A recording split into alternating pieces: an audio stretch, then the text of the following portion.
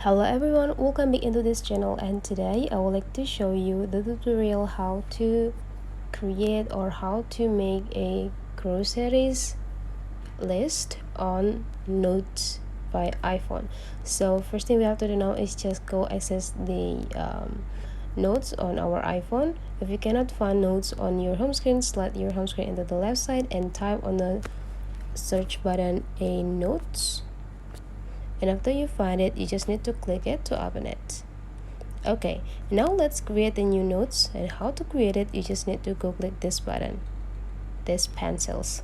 Just need to click it, and after that, to make a list for your groceries, you just need to click this side, this bullets. Okay, and after that, before you do that, you also can do the title, like for example groceries list.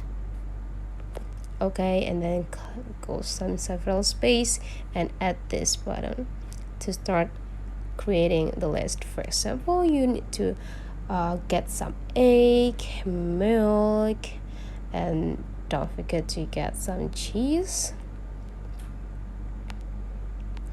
or anything like veggie,